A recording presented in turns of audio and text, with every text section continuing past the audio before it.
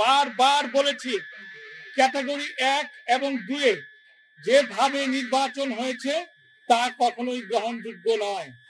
নির্বাচন শুধুমাত্র নির্বাচনের দিন আপনারা যে ব্যালট পেপার দেখেন সেটা নির্বাচনের রায় কিন্তু নয়। ক্যাটাগরি 3 যদি আপনি দেখেন, ক্যাটাগরি 3 সাবেক 15 জন ক্রিকেটার থাকেন, 5 জন এনএসসির ভোটাররা থাকেন, বিশ্ববিদ্যালয়ের 9 জন থাকেন, শিক্ষা বোর্ডের 8 জন থাকেন, বাকিরা বিভিন্ন সার্ভিসের সংস্থার, সব মিলিয়ে 45 জন। আমি দীর্ঘকাল যাবত এই ক্রিকেটের সঙ্গে জড়িত একজন সংগঠক হিসেবে, দীর্ঘদিনের কাউন্সিলর হিসেবে আমি বাংলাদেশ ক্রিকেট বোর্ডের এই নির্বাচন প্রক্রিয়ার সঙ্গে দীর্ঘদিন জড়িত। আপনারা অনেকে প্রশ্ন করতে পারেন, আপনি কেন তাহলে শেষ পর্যন্ত থাকলেন, আপনি আগে কেন বর্জনের ঘোষণা দিলেন না? আমি এই নির্বাচনকে কেন্দ্র করে বাংলাদেশ ক্রিকেট বোর্ডের সম্মানিত সভাপতির সঙ্গে অনেকবার আমি কথা বলেছি। একটি শুধু বারবার বলেছি যে নির্বাচন যেন নিরপেক্ষ হয়। যেহেতু আপনি কাউন্সিলর ক্রিকেট বোর্ড নির্বাচন করেন এবং বোর্ড সভাপতি নিজে 5 জন অধিনায়ক নির্বাচন করেন, আমি তার নৈতিক অবস্থান সবসময় চেয়েছিলাম। আপনি যদি কাউন্সিলরদের দিকে তাকান, কাউন্সিলর গুলা এদের অনেকেই বাংলাদেশ ক্রিকেট বোর্ডের চুক্তিবদ্ধ হিসেবে চাকুরিরত আছেন। তারপরও আমি কিছু বলিনি।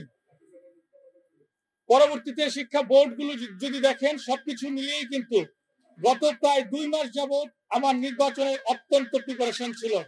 নির্বাচনের ফলাফল সম্পর্কেও আমি জানতাম, কিন্তু নিচে নামতে নামতে এত তলানিতে পৌঁছাবে এটা একজন সংগঠক হিসেবে, একজন সাবেক ক্রিকেটার হিসেবে এটা আমি কখনোই অনুভব করতে পারিনি। আজকে যে নির্বাচনের ফলাফল হয়েছে সেটা সম্পূর্ণ প্রভাবিত। আপনারা জানেন ইতিমধ্যেই তারা প্রায় 23টা 24টা 25টার মধ্যে পেয়ে গিয়েছে একটি প্যানেল, যারা এই সরকারের সঙ্গে ঘনিষ্ঠভাবে যুক্ত। আজকে আমি শেষ পর্যন্ত বলেছি যে আমি শেষ পর্যন্ত থাকব। আমি এই রেজাল্টের পরেও নির্বাচনের যে কপি থাকে সেখানেও আমি সাইন করেছি। আমি একটি জায়গায় ব্যত্যয় করিনি। শুধুমাত্র নির্বাচনী প্রভাবই নয়, আবারও দেখেন, আপনাদেরকে একটি জানাই, নির্বাচন কমিশন কতটুকু প্রভাবিত। যখন প্রথম ব্যালটটি কাউন্ট হয় সেখানে টিক চিহ্ন দেওয়ার প্রবিধান রয়েছে। সকল ক্লাবের এজেন্টরা উপস্থিত ছিলেন। প্রথম ব্যালটটিতেই টিক চিহ্ন দেয়া, এর নিচে সাইন করা, বড় করে সাইন করা। আমি বলেছি শুধুমাত্র টিক চিহ্ন দেওয়ার প্রবিধান হয়েছে, যেহেতু এটা সাইন করা, এই ব্যালট বাদ দিতে হবে। এটা কিন্তু আপনারা সবাই জানেন। প্রথমে নির্বাচন কমিশন বললেন যে না, এটা বৈধ। আমি যখন আপত্তি করলাম,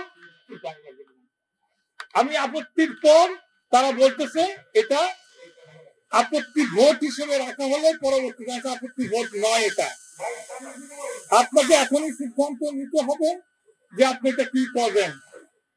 পরবর্তীতে প্রধান নির্বাচন কমিশনার তিনি রায় দিলেন ওই সাইন যুক্ত ভোট বৈধ। ফার্স্ট ব্যালটটি আমার অভিজ্ঞতায় আমি কোনোদিন শুনিনি, আপনারা শুনেছেন কিনা তাও আমাকে জানাবেন।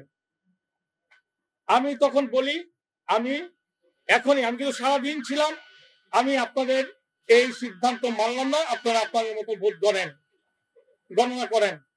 আমি যখন চলে আসছি তখন আরেকবার বলে না, এই ভোট আমরা বাদ দিয়ে দিলাম।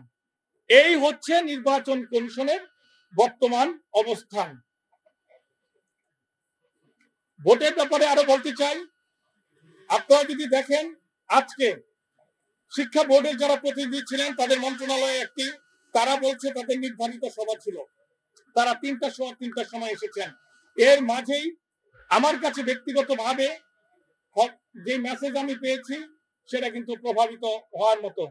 তাদেরকে সকল জায়গা থেকে যে ভোটগুলো আছে সম্পূর্ণভাবে প্রভাবিত করা হয়েছে।